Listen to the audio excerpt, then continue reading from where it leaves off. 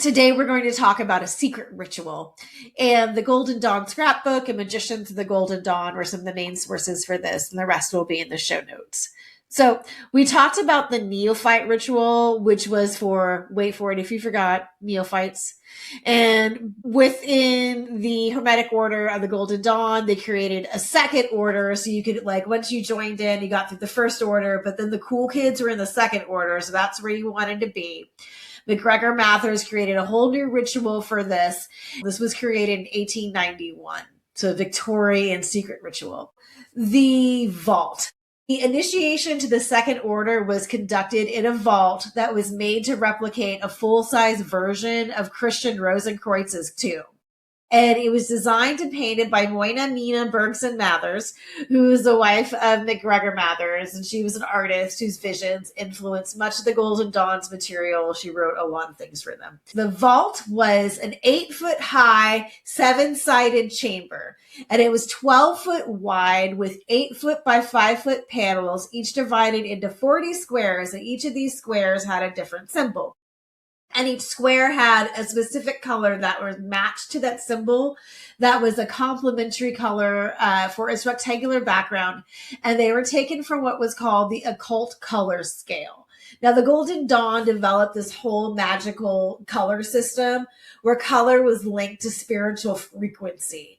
So it was what the color, they thought it was resonating with the cosmic forces. This color vibrates at the same level as this certain symbol. They had that for all different things, like the tree of life, different elements, planetary forces, the ritual implements, everything had a color associated with it.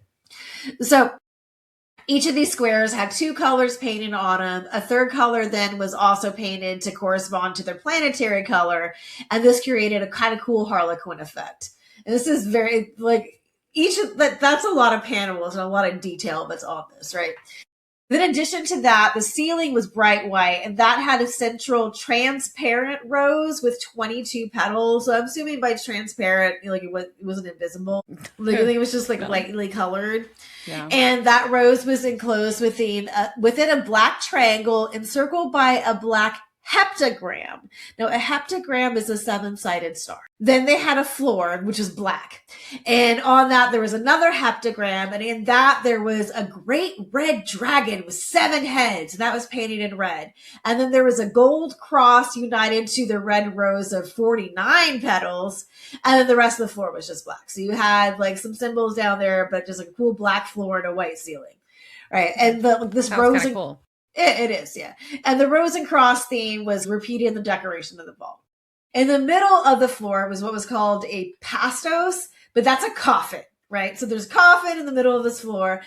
And then I said above it, I just think they mean like, not like above it hanging from the ceiling. I think they just meant like ahead of it, was a circular altar, which is a caster, so that can be moved around.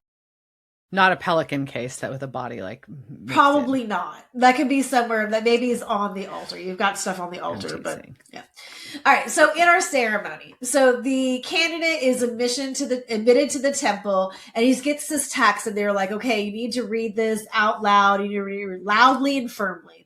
And the text outlines their qualifications for membership in the second order and concludes with a demand for their admission to the order, right? So like, this is why I belong here. Let me in. And then they're like, no. And they get rejected and get led away. Then they get brought back. And this time they're wearing a plain black robe with a chain around their neck, and their arms are tied behind their back. They have to listen to a lecture on humility, and then they're bound to a large wooden cross at the waist and feet. Then, as they're bound up there, the candidate has to take an oath, including a promise to keep the second order secret from the first order and from the rest of the world. They also promise only to perform practical magic in front of muggles and to not make magical talismans for others without permission from a chief. Muggles. The candidate was then told what they would learn in the second order, and finally they were released from the cross of suffering. Then the second and third adepts that are in the room recite the legend of Christian Rosenkreuz. So after this, the candidate is again escorted from the room and brought back again. This time they're taken into the room and they're brought before this coffin. And the coffin lid is opened up to reveal that the chief adept has been in there this whole time, right? So he's in there. Just chilling? Just chilling. He or she, because chief adept could be a man or a woman in this place. But in this case, it's a man. And is fully clothed in regalia with a crook and a scourge, which are basically a scepter and a whip in his crossed arms. These can be purchased from the Golden Shop online for the low price of $260. So this chief guy that's in there is in a white cassock and also a red cloak. There is a yellow and white Egyptian headdress on, and they're also wearing yellow shoes. There is a yellow collar with a rose cross symbol attached to it, and they also have a scepter that's decorated with the 5 elemental colors: black, blue, red, yellow, and white, and there's a pentagram on top. He also has a white lamp, a brazier, and a candle. I'm not sure if those 3 things are in this coffin with him, because that seems like a lot of things to have in the coffin. Maybe they're next to it, but yeah, they also have that. Yeah. So then, without moving or opening his eyes, so they've opened this thing where I'm like, ta-da! Like, here's your chief, and he's like just in there with his whip, and he says like a brief discourse without moving or opening his eyes. There's just like da-da, da-da, da-da. And then the third adept recounts the history of the 3 of the earliest, highest chiefs of the Rosicrucian order. The candidates let out of the room again. But this is then the chief adept is released from the coffin. I think this is just like, you got to get out of this room so we can get out of here. He's been in here a while, and it's gonna be real awkward crawling out of this thing. Yeah, like, that's just there's no graceful way to do that, right? There's no graceful way to get out of a coffin. There's really not. And so the candidate then gets brought back in, and then the chief adept explains the symbolism in the room, and finally the ceremony comes to an end. So this has happened a long time, but just because you finish that ceremony doesn't mean that you're done.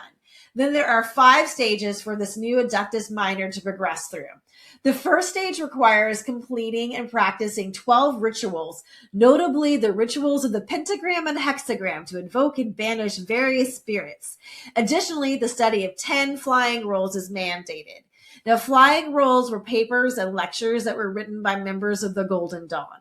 And the first flying roll, just titled Notice and a Subject for Contemplation, which was written by Dr. Westcott, said that the second order was to be kept from the first order. Those who made it to the second order were forbidden from telling the first order members that they have passed any further ceremony, that they perform practical magic, nor when they meet, nor where, nor who is the head of the second order. If they have any questions, you're supposed to say, if you belong to the second order, you would know what you would ask me. If you do not know, you do not belong. And if I did know, I can no more tell you than a 1 degree out of 10 degree can tell anything about it to a 0 degree out of 0 degree. So solid, man. Sick burn. It is, right? It feels very, you don't talk about Fight Club. It is very Fight Clubby, but I'm just like, if you knew, you knew, which is also true. Like if you were in this, you would know. And so I can't tell you. So advancement to the second and third stages were contingent upon passing 3 exams that tested the practical application of rituals and the creation of magical implements. They have like a sword and they have a lotus wand they have to make, and they have to talk about them and what they mean. Then there's 3 more tests on spirit vision and astral projection, divination, and the making of talismans. Then they have to study 24 flying rolls and complete 5 more rituals. In the 4th stage, you learn the Enochian system, the magical schema created by Magic's greatest cut, John Dee. Then the adept completed their work after the 5th stage, which involved a ritual interpretation of the neophyte grade symbolism. And then after all that, then you're done. Yeah. And I feel like, a lot of like these flying rolls are available online for free, but I do also feel like this is kind of like one of those course things, right? Like, oh, you got to get another one. Oh, you got to get another one. By the way, you can't finish until you buy 4 more of my books. Yeah. Although it was interesting, and we'll have a more lore on some of the flying rolls, including one on how to do an exorcism, one on the rules for scrying that Moina wrote, which I think are interesting, but it's too long for our normal podcast time, so we'll do it in more lore. They were written by the members. It's kind of interesting that the members kind of get to write their own rules. Right, and right, their right. own like rituals and their own, so everyone's kind of creating this stuff, not just Mather's creating most of it, but I think kind of having that autonomy is interesting. So now you know what their secret ritual was. It's not very Neat. secret. Super secret. Yeah.